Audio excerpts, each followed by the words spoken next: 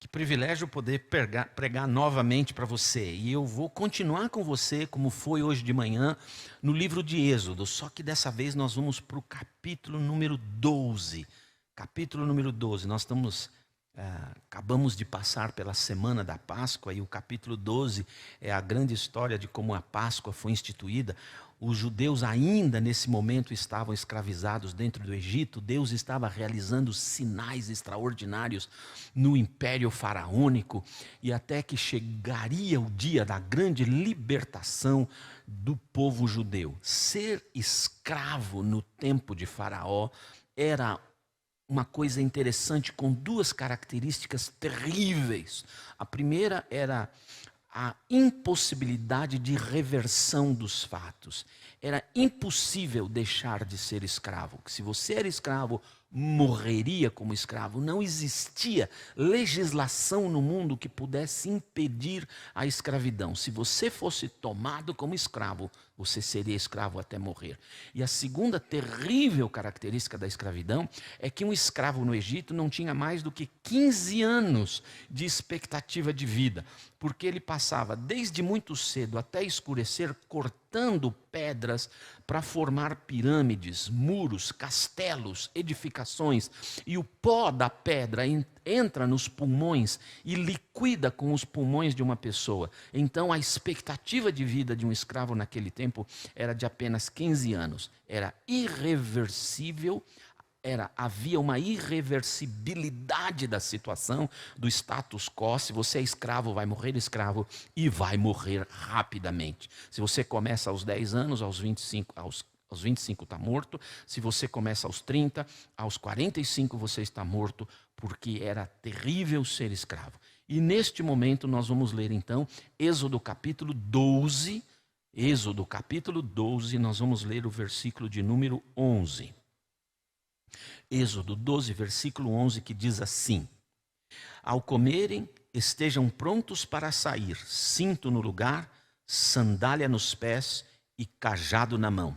Comam apressadamente, essa é a Páscoa do Senhor. Senhor Jesus, essa é a sua palavra e pedimos que o Senhor nos abençoe na compreensão dela e que ela, a palavra, produza em nós esperança, vida e a que o Senhor faça com que essa palavra nos ajude no enfrentamento destes dias que parecem também ser irreversíveis diante de nós. Dá-nos a tua bênção, eu te peço, no nome bendito, no nome forte de nosso Senhor Jesus Cristo. Amém e amém.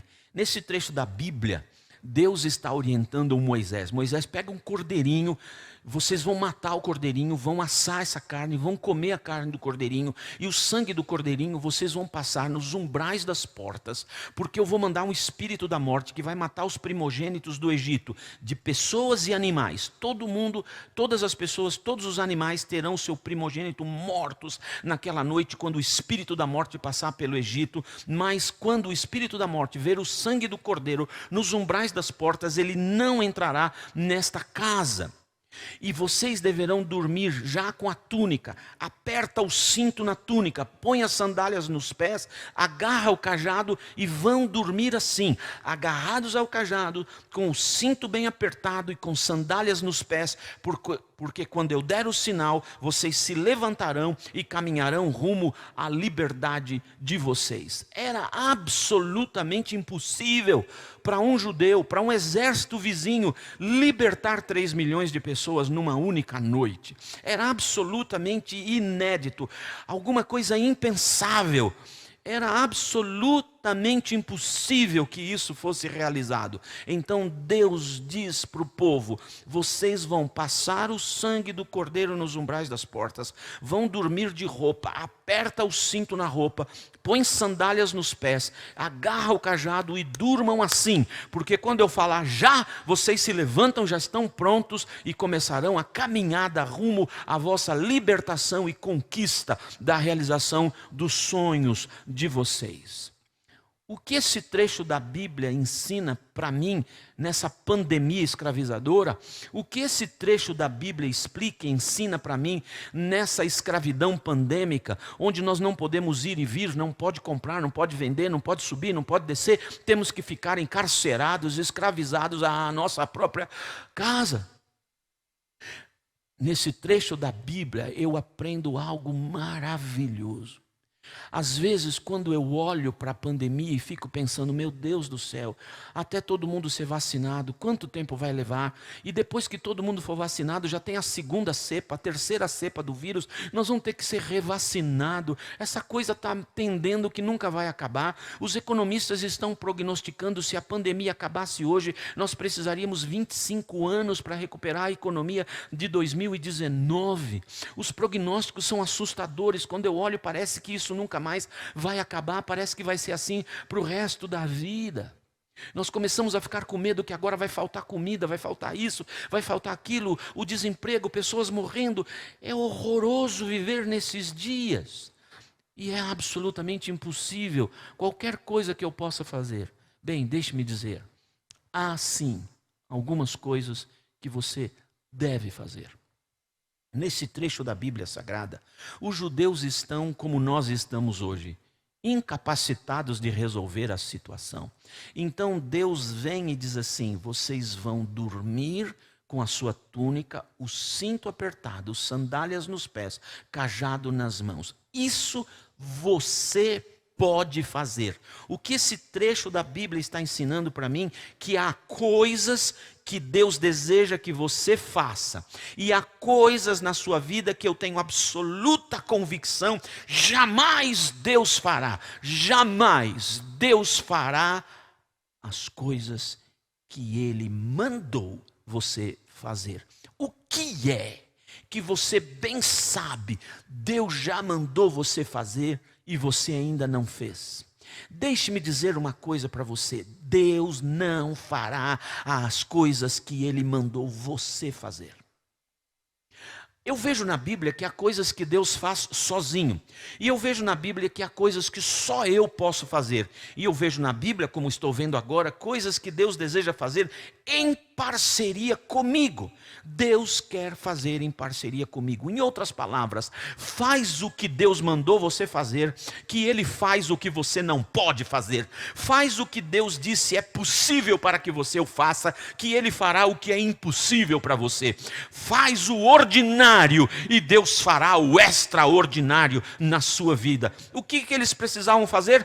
Dormir de túnica, cinto apertado, sandálias nos pés, cajado na mão. E naquela noite, Deus fez o que era impossível para eles. Deus disse: faça essa parte, que eu farei a minha parte. Faça o que é possível, e eu farei o que para você é impossível. Deus soprou um espírito de morte no Egito, e a pior noite de Halloween da história aconteceu naquele dia. Gritos de horror, porque pessoas e animais estavam morrendo aos montões. Então os judeus são acordados com os gritos de pavor. E o próprio povo egípcio enche os judeus de roupas, de ouro, de artefatos, diz: vão embora, saiam daqui. Deus promoveu a maior libertação em uma só noite da história da humanidade. O que era absolutamente impossível para o ser humano, era possível para Deus.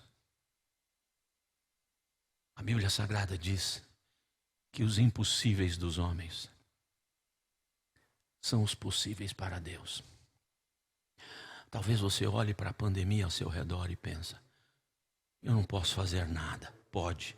Eu não sei o que você pode, mas talvez você já saiba o que você pode fazer. Faz o que você tem que fazer e deixa que Deus faz o que só Ele pode fazer. Eu vou dar mais alguns exemplos para você. Aqui mesmo no Êxodo, eles saem com o povo naquela noite, estão marchando, 3 milhões de pessoas. De repente eles chegam numa enorme quantidade de água, um gigantesco mar diante deles, e eles não têm como passar. Eles olham para trás, tem uma poeira lá no fim, lá no horizonte. O exército egípcio se arrependeu e resolveu caçá-los e destruí-los, e eles agora olham para trás, sabem que o exército vem vindo, eles não têm para onde ir, eles não sabem o que fazer. Então Deus fala com Moisés: Moisés, ergue os braços e toca na água com teu cajado. Isso Moisés podia fazer? Podia fazer. Ele podia erguer os braços e tocar na água com o cajado? Podia. Eu acho que Moisés disse: galera, não se assusta, fica tranquilo, Deus já me deu a saída. Ele mandou erguer os braços e tocar na água com o meu cajado. Eu acho que as pessoas disseram: está louco. Isso aí não resolve. Mas era o que Deus tinha mandado Moisés fazer. O que é que Deus tem mandado você fazer que você ainda não fez? Talvez o milagre de Deus ainda não tenha acontecido na sua vida, porque Ele está esperando a sua obediência em coisas que você pode fazer. Deus não vai pedir uma coisa que é impossível para você. Deus não vai pedir para você pegar uma carreta que está em frente à tua casa, uma Scania Vabis, e levantar com as suas mãos. Deus não vai pedir, mas talvez Ele peça para você: pede perdão para tua mulher. Talvez Ele esteja pedindo para você: vai pedir perdão para o teu filho. O que é que Deus está pedindo para você fazer que você ainda não fez, e por causa disso o milagre dele está sendo adiado na sua vida? Faz o que você pode fazer, que Deus faz o que só Ele pode fazer. Moisés tocou na água, o mar se abriu, o povo passou a pé enxuto. Você pensa que foi em fila indiana?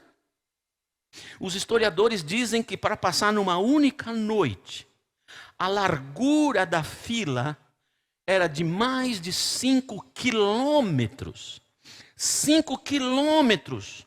E as pessoas marchando para passar numa só noite. E o exército egípcio gostou da ideia, foi pelo mesmo caminho, e Deus fecha a água por cima deles.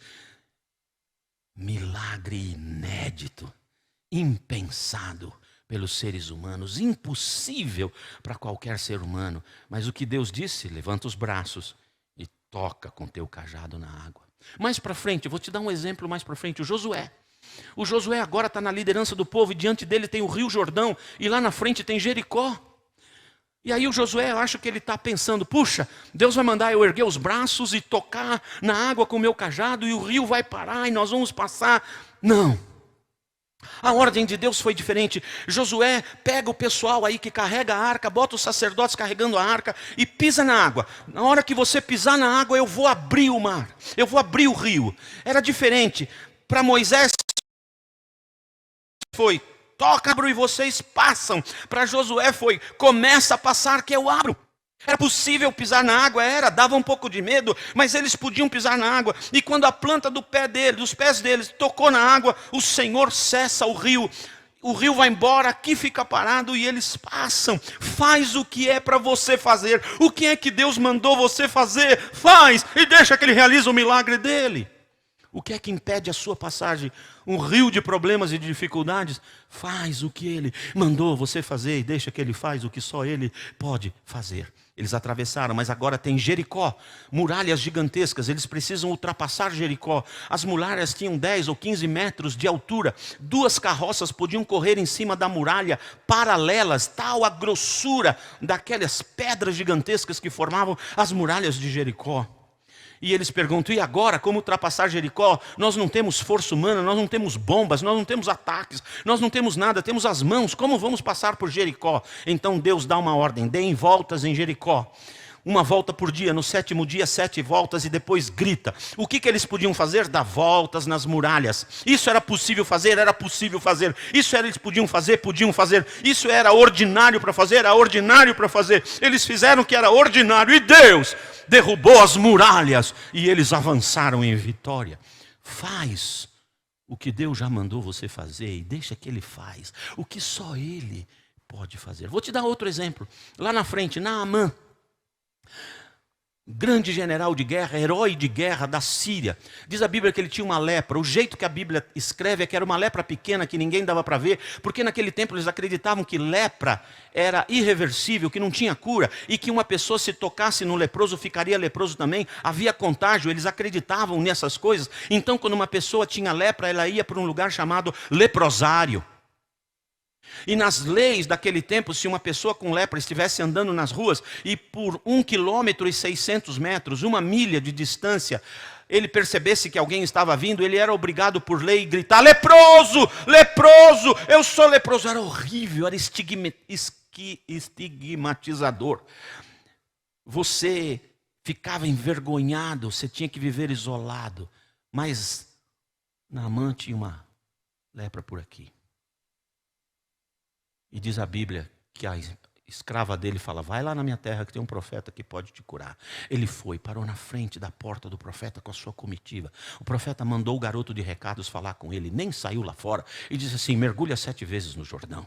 Ele ficou bravo: como vou mergulhar no Jordão? Lá na minha terra tem o rio Abana, o rio Farfar, águas cristalinas, porque eu vou mergulhar nesse rio sujo, nesse Tietê de Jerusalém? Eu, hein? Tá louco? Aí os soldados falam: não, meu senhor, mergulha, se ele te mandou fazer, faça. Então Naamã mergulhou 7 vezes no rio Jordão, e quando ele saiu da 7ª vez, a Bíblia diz que a pele dele era tão pura como a pele de um neném recém-nascido. Faz o que é possível para você fazer.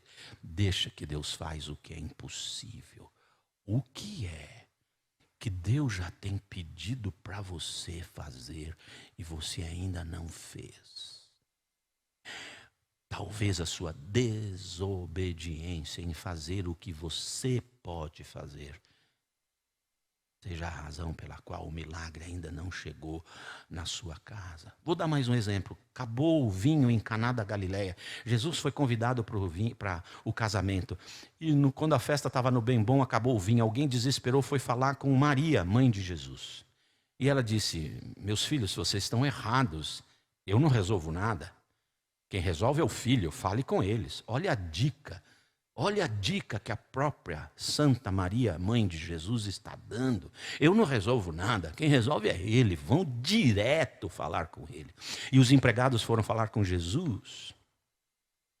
E a recomendação da Maria foi: obedeça tudo quanto ele mandar vocês fazerem. E Jesus olhou umas tinas, uns barris de pedra que os judeus enchiam de água para as purificações cerimoniais. Não era um lugar legal de tirar água para beber. E cabiam 160 litros de água. Jesus disse: enche de água. Quando os empregados encheram de água, ele disse: tira e leva para o mestre-sala. E o mestre-sala não é aquele garoto da mangueira, do salgueiro. Não. O mestre-sala naquele tempo, era o nome que se dava ao encarregado da festa. O que os empregados podiam fazer? Encher as tinas de água. O que os empregados e nem ninguém podia fazer? Transformá-las em vinho. Então Jesus disse: tira e dá ao mestre-sala. Os empregados, tremendo de medo, levaram a água transformada em vinho. Quando o mestre-sala tomou, chamou o noivo imediatamente e disse: você é um noivo diferente. Todo noivo que eu conheço, para quem eu trabalho, bota um vinho bom no começo, e depois que a turma tomou todas, bota qualquer vinho que ninguém sabe mais a diferença. Você colocou um vinho muito bom no começo e um vinho excelente no final. E diz a Bíblia, assim Jesus inicia o seu ministério. O que Jesus estava ensinando? Que o meu sangue é o vinho excelente que já já vai ser derramado na cruz. Mas a lição que eu queria mencionar hoje é: o que é possível para você fazer que você bem sabe Deus já mandou você fazer e você ainda não fez? Faz o que lhe é possível, que Deus faz o que é impossível. Faz o que lhe é normal, que Ele faz o que é sobrenatural. Faz o que é ordinário, que Ele fará o que é extraordinário. Vou dar mais um último exemplo. Lázaro, amigão de Jesus, estava doente. Jesus recebe a informação, mandaram um WhatsApp para Jesus: Jesus, seu amigão está ruim, volta logo. Pega um Uber, vem correndo. A Bíblia diz que Jesus folgou 2 dias mais. E quando chegou a Marta, a Maria, os judeus que estavam ali, falaram a mesma coisa que os discípulos já tinham dito. Por que ele demorou tanto? Se ele tivesse chegado aqui, ele teria curado Lázaro. Mas agora o Lázaro morreu, bateu com as 10, já era. E Jesus, comovido com o choro de todo mundo, diz: me mostra onde ele foi sepultado. E levaram Jesus diante da sepultura. Naquele tempo eles costumavam cavar sepulturas na rocha. Cavava a rocha lá para baixo, fazia uma sala, botava o morto numa cama de rocha talhada na rocha. Fazia um buraquinho aqui para o mau cheiro sair e botava uma grande pedra tampando a sepultura. Jesus olha para aquela sepultura, vê todo mundo chorando, ele chora também. Então Jesus diz: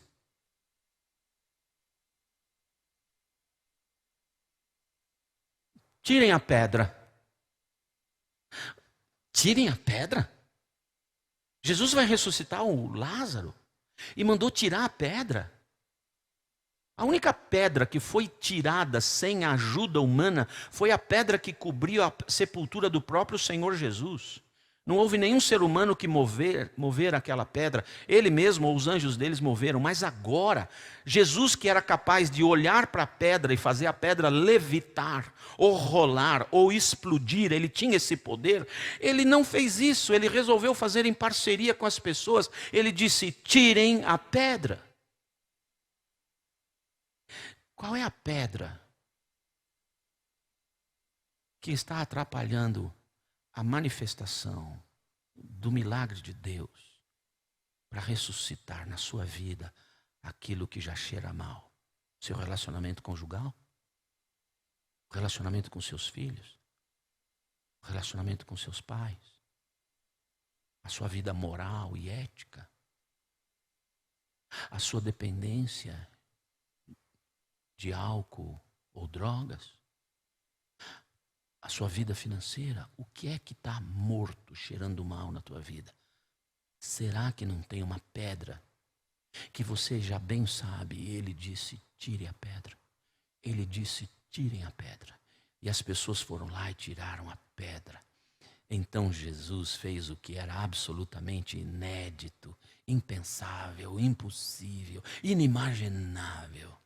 Diz a Bíblia que Jesus em alta voz disse: Lázaro, vem para fora. Quando Jesus dá essa ordem com força, com autoridade, o cérebro do Lázaro morto liga. As sinapses nervosas começam a funcionar, a eletricidade começa a passar no cérebro dele. Ele abre o olho. As veias deles que estavam murchas, elas incham. O sangue que tinha virado farinha começa a correr. Os bichos que estavam comendo Lázaro dentro dele falam: vamos dar fora, vomita antes o que não é nosso aí, vamos cair fora. E os bichos saíram de dentro do corpo dele. Lázaro estica as pernas, mas ele está amarrado. E ele ouve a voz: vem para fora. Então amarrado, ele vem para fora. Como Jesus pode fazer isso? Ele pode qualquer coisa. Mesmo nesta pandemia, ele pode realizar um milagre para você. Somente faz o que ele já mandou você fazer, que você bem sabe o que é. Faz, porque o não obedecer, o não o fazer, bem pode ser a causa do impedimento, do adiamento, do milagre que tanto você precisa. Passa o sangue nos umbrais das portas, veste a túnica, amarra o cinto, veste as sandálias e dorme com o cajado. Faz uma coisa que eu já pedi para você fazer, tão pequena, tão simples, e deixa comigo a realização do milagre. Faz o que você pode fazer para Deus fazer o que você não pode fazer. Faz o que você sabe fazer para Ele fazer o que você não sabe fazer. Faz o que é possível para você para Ele fazer o que é impossível para você. Faz o ordinário para você para Ele realizar o extraordinário dele para você. Não se assuste com a pandemia. Não há nada que eu possa fazer para resolvê-la, mas há algo que Deus pediu para eu fazer. E eu vou fazer. E aí, o resto é por conta dele. Senhor Jesus, o Senhor está olhando cada pessoa, cada família dessa cidade e desta igreja. E muitos dos teus filhos já sabem claramente o que eles têm que fazer de suas vidas. Ajuda que eles o façam, porque quando nós fizermos a nossa parte, esperaremos pela sua nas nossas vidas. E se tem algum dos teus filhos ou filhas que não sabem bem o que é que o Senhor quer da vida deles, revela com clareza, a fim de que eles o façam e o Senhor realize o milagre necessário. É a minha oração por todos, no nome bendito e forte de nosso Senhor Jesus Cristo. Amém. Deus te abençoe. Talvez Deus não peça para você entrar num foguete e ir para a lua. Talvez Deus só peça para você: pede perdão, conserta, devolve, ore um pouquinho, seja mais obediente, seja mais educado, pare de ser respondão, pare de reclamar, pare de se auto-vitimizar. Seja lá o que for, Deus pediu para você, isso Ele não vai fazer por você. E enquanto você não fizer, talvez explique, porque o milagre dele ainda não chegou na sua vida. Uma honra, um privilégio estar com você. Espero poder voltar um dia. Deus te abençoe, Deus abençoe a sua família. Amém.